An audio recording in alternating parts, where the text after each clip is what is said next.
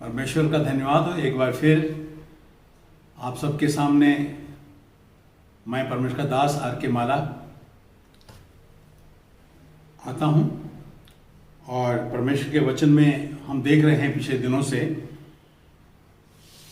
Easter के बाद कि प्रभु यीशु मसीह मृतकों में से जी उठने के बाद 40 दिन तक अपने शिष्यों को, जिनको उन्होंने चुना था, उनसे मिलते रहे और परमेश्वर के राज्य की बातें करते रहे। और इन 40 दिनों में प्रभु ने उनसे कुछ सवाल किए, उनको खास बातें, निडरता का, शांति का, आनंद का संदेश दिया। और चेलों ने पूछा, प्रभु जी आप इस देश को क्या बदल देंगे, राज्य को बदल देंगे? उस समय शिष्य ये समझते थे प्रभु यीशु मसीह का नया राज्य शुरू कर देंगे। तो प्रभु ने कहा, ये तुम्हारा काम नहीं, परंतु तुम रुके रहना। मैंने तुम्हें कई बार कहा, आपने पूछा था कि जगत के अंत का और फिर से आने का क्या निशान होगा। प्रभु यीशु मसीह इस जगत में आए, पापियों को उद्धार करने के लिए आए, उनके लिए प्राण दिए, उनको जीवन देने का संदेश दिया, नए जन्म की बात की, मार्ग, सत्य और जीवन बताया। अब उन्होंने कहा, मैं जा रहा हूं, जहां मैं रहूं तुम भी वहीं रहोगे। और जब प्रभु उनसे विदा होने लगे तो उनसे कहा, जब तक तुम्हें सामर्थ ना मिले तुम यरूशलेम में रुके रहना, और जब तुम्हें सामर्थ मिल जाएगी तो तुम पृथ्वी की छोर तक मेरे गवाह हो गए। यरूशलेम, यहूदिया, सामरिया और दुनिया के छोर तक मेरे साक्षी हो गए। मैंने क्या किया है, क्या कर रहा था और आने वाले भविष्य के बारे में। परमेश्वर का वचन जो बाइबल है, भौगोलिक और ऐतिहासिक रीति से हमें बीते समय के बारे में, वर्तमान के समय में और आने वाले समय के बारे में बताता है। जब दुनिया में बहुत पाप फैल गया था तो उद्धारकर्ता के रूप में प्रभु यीशु मसीह जगत में आए और उन्होंने कहा, स्वर्ग के राज की बातें। तो शिष्यों की ये इच्छा थी कि वो स्वर्ग के राज की बातें बताएं। मेरे प्रियो, स्वर्ग का राज, पृथ्वी पर स्वर्ग का राज भी आएगा। बाइबल हमें बताती है कि प्रभु यीशु मसीह आए, काम किया, चले गए, वो फिर से आएंगे। फिर एक नया युग शुरू होगा, एक पवित्र युग शुरू होगा।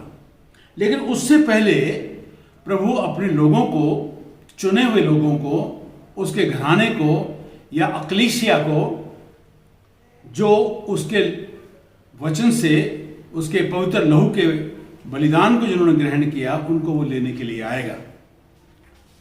और प्रभु जी ने कई उदाहरणों दे के उनको समझाया था, जो मैंने आपको पिछले महीने से बता रहा हूं। प्रभु जी ने कहा, जैसे नूह के दिन या लूत के दिन थे, दो घटनाओं का जिक्र किया। एक जब पहले जल प्रलय आई, और एक और घटना जब जल प्रलय में दुनिया का नाश हुआ और उस वक्त परमेश्वर का भक्त नूह, उसका घराना और जो उसमें जीव जंतु, पक्षी, चौपाए जानवर, ये लाए गए। दो किस्म के जानवर थे, एक पवित्र शुद्ध जीवन थे और कुछ अशुद्ध भी थे, जैसे कौवा है, दूसरे जानवर भी थे और भी पक्षी थे, कबूतर है, और ऐसे ऐसे जीव जंतु भी थे। विशेष करके एक बात थी जो बहुत हमें सीखने को मिली, जिनमें जीवन का आत्मा था। ये सब लोग बचाए गए। तो अब एक घटना का इसका जिक्र किया, जैसे नूह के दिन थे, प्रभु के आने के दिन भी होंगे। हमने इसको बारे में बताया था कि पवित्र लोग, धर्मी लोग, ईश्वर के लोग होंगे, दुष्टता खत्म हो जाएगी। दूसरा, उन्होंने सदोम गमोरा के बारे में बताया, जो आग जलकर, आग और गंधक बरस के विनाश हुआ था। वहां के लोग भी लुच्चे थे, पुरुषगामी थे, अधर्मी थे, ईश्वर की नज़र में दुष्ट और पापी थे, उनको नाश किया गया। लूत एक धर्मी जन था, बचाया गया, लेकिन उसको ऊंचे पदवी पे जाना था, वो नहीं गया, रह गया। इसलिए दो उदाहरण देकर उन्होंने समझाया। 24 अध्याय में हम देखते हैं प्रभु जी ने कहा कि अंतिम समय में सुसमाचार सारे जगत में फैलेगा, और बहुत सारी बातें बताई थी मैंने आपको, लगभग 8-9 बातें, कि कैसा समाज होगा, कैसे राजनीति होगी, कैसे प्रकृति के प्रकोप होंगे दुनिया में, कैसे हाहाकार होंगे, अधर्म बढ़ना जाएगा। उसके बाद हम कहते हैं फिर परमेश्वर, और क्या होगा, कलेश के बाद तुरंत सूर्य अंधेरा हो जाएगा, चांद का प्रकाश जाता रहेगा, और तारे आकाश से गिर पड़ेंगे, आकाश की शक्तियां हिलाई जाएंगी। तब मनुष्य के पुत्र का चिन्ह अर्थात प्रभु यीशु मसीह आकाश में दिखाई देंगे, और तब पृथ्वी के सब कुल छाती पीटेंगे और चिल्लाएंगे कि मेमने के सामर्थ से इस ऐश्वर्य के सामने हमें पहाड़ों में छुपा लो। डरेंगे, खौफ खाएंगे, क्योंकि उनका पाप उनको पकड़ेगा। और फिर आकाश के इस छोर से उस छोर तक एक बिजली सी चमक के चली जाएगी, आकाश में एक तुरही नरसंगा फूंका जाएगा, और लोग, परमेश्वर के लोग इकट्ठे जाएंगे। फिर वचन में बताता है उस वक्त क्या होगा कि लोग खाते पीते सब कुछ होगा, दवाइयां आएंगी, बीमारियां आएंगी, कई संकट क्लेश आएंगे उससे पहले। और फिर उसे कहता, लेकिन उस वक्त 2 जन चारपाई पे होंगे, एक उठा लिया जाएगा, एक रह जाएगा। चारपाई पे 2 भाई भी हो सकते, पति पत्नी भी हो सकते, एक रह जाएगा, एक का पुनरुत्थान हो जाएगा। और 2 स्त्रियां चक्की पीस रही होंगी, एक उठा ली जाएगी, एक रह जाएगी। 2 किसान खेत में होंगे, एक उठा लिया जाएगा, एक रह जाएगा। ये प्रतीक है उन लोगों का जो दो किस्म का जीवन जीते हैं, या तो ईश्वरीय जीवन जीते हैं या संसारिक जीवन जीते हैं। जैसे किसान है, तस्वीर है सुसमाचार प्रचारक की, स्त्री है कलीसिया की, तस्वीर है 2 जनों की, भाई भाई। यहां पर हम देखते हैं उठा लिए जाएंगे। और यहां पर आगे पवित्र शास्त्र में बताता है कि उस वक्त क्या घटना घटेगी। 2 बातें हैं, जो मसीह में सो गए हैं, हम मरना नहीं बोलते, जो मसीह को, प्रभु को ग्रहण करके नया जन्म पाता है, पवित्र जीवन जीता है, पवित्र आत्मा का जीवन जीता है, अगर वो अपनी आयु में पहले ही मर जाता है, बाइबल कहता है वो सो जाता है। मरना नहीं इस्तेमाल शब्द हंसते, क्योंकि वचन में लिखा है बहुत सारे मृत्यु को न देखेंगे। यह भी एक रहस्य है, भेद की बात है। तो कहता है कि उस वक्त 16 पद, पहला थिस्सलुनीकियों 14 अध्याय 4 अध्याय माफ करना 16 अध्याय में लिखा है, क्योंकि प्रभु आप ही स्वर्ग से उतरेगा, उस समय ललकार और प्रधान दूत का शब्द सुनाई देगा, और नरसंगा अर्थात तुरही फूंकी जाएगी। यह आकाश में घटना घटेंगी। परमेश्वर पुत्र यीशु मसीह अपनी महिमा ऐश्वर्य के साथ स्वर्गदूतों के साथ आएंगे। यहां 7 घटनाएं हैं। पहली बात तो है, एक शब्द होगा, ललकार होगी, जो मुर्दे सो गए हैं वो पहले जी उठेंगे, यह अद्भुत काम होगा। और नरसंगा फूंका जाएगा, और जो मसीह यीशु को पाकर, नया जन्म पाकर, पवित्र जीवन जिन्होंने धारण किया है और वो अपनी उम्र पाकर सो गए हैं, तो वो नाशवान अविनाशी रूप में जी उठेंगे। ईश्वर का वचन बताता है कि मुर्दे कैसे जी उठेंगे, जैसे एक बीज जो है, चाहे गेहूं का है, चाहे किसी चीज का बीज है, तो जमीन में जाकर मर जाता है, गल जाता है, लेकिन उसमें से एक और पेड़ निकल कर आता है, नया इंसान, नया जीव वृक्ष बनता है। इसी प्रकार से नाशवान अविनाशी में बदल जाएंगे। कितना अद्भुत बात है।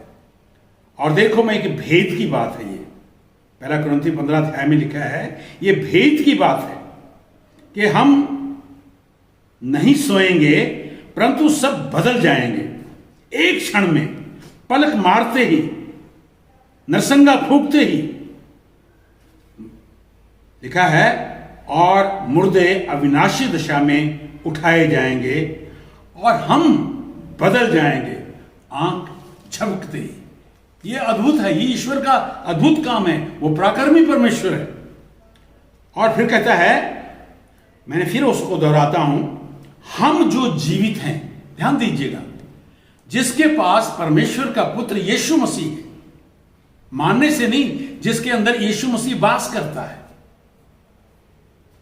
वो जीवन रखता है।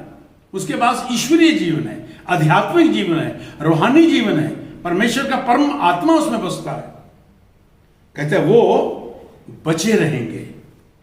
बहुत सारे लोग, वही बताया ना, 2 सेवक हैं, 2 कलीसिया हैं, एक रह जाएगी, एक उठा ली जाएगी। 2 किसानों में से एक रह जाएगा, उठा लिया जाएगा। 2 प्राणियों में से एक उठा लिया रह जाएगा। जो बचे रहेंगे, पाप से बचे रहेंगे, पवित्रता में बने रहेंगे। और वो क्या है? बचे रहेंगे, उसके साथ बादलों पर उठा लिए जाएंगे। इसे कहते हैं स्वर्गारोहण, बादलों पर। प्रभु यीशु का आना पहले बादलों पर होगा और उस वक्त हम जो प्रभु में हैं उसके साथ बादलों पर मिलेंगे, नाशवान अविनाशी बन जाएंगे। और लिखता है, भाइयों, समय की बात मत पूछो, आगे लिखा है, इसका काल का कब होगा घटाया बढ़ाए दिन जाते हैं। और ये ऐसे होगा जैसे चोर किस वक्त आ जाता है, ऐसे ही प्रभु, ऐसी घड़ी आएगा किसी को पता भी ना होगा। मेरे प्रियो, मेरे बहन भाइयों, क्या आप प्रभु की बाट जोते हैं? ईश्वर का वचन लिखा है, जब वो आएगा जो उसकी बाट जोते हैं। 2 तिमोथी में लिखता है, जो उसकी बाट जोते हैं, उसके आने को प्रिय जानते हैं, वो बदल जाएंगे। उसके बाद इस दुनिया में बहुत भयंकर कोहराम मचेगा, महाकलेश आएगा 7 साल का। उसके बाद फिर प्रभु का आगमन होगा पृथ्वी के ऊपर 1000 साल का, जिसमें दुष्टता वास नहीं करेगी। वो सुंदर समय होगा। क्या आप उसमें प्रवेश करेंगे? क्या आपके पास धन्य आशा है, महिमा की आशा है? ये एक महिमा की आशा, जिसे इंग्लिश में रैप्चर बोलते हैं। प्रभु में उठाए जाएंगे, हवा में उससे मिलेंगे। कितना आनंद होगा, ना रोग होगा, ना दुख होगा, ना उस पे फिर दूसरी मृत्यु नहीं। हम बाद में देखेंगे कि फिर कैसे दुनिया का विनाश आएगा, 7 साल का महाकलेश आएगा, दुष्टता का राज आएगा, झूठी शिक्षा का चरम सीमा होगी, झूठा भविष्यवक्ता होगा, झूठा एक व्यापार होगा। और अंतिम दिनों में व्यापार बहुत होगा प्रभु के आने से पहले। घर बनाएंगे, आजकल बहुत कुछ स्कीमें बन रही है दुनिया में। मेरे प्रियो, सावधान रहें, प्रभु किसी वक्त भी लेने के लिए आ सकता है। क्या आप उससे मिलना चाहते हैं? अपने पापों को माफी मांग लें। प्रभु यीशु मसीह का लहू आपको पवित्र करेगा। प्रभु कहे, प्रभु मेरे पाप माफ कीजिए।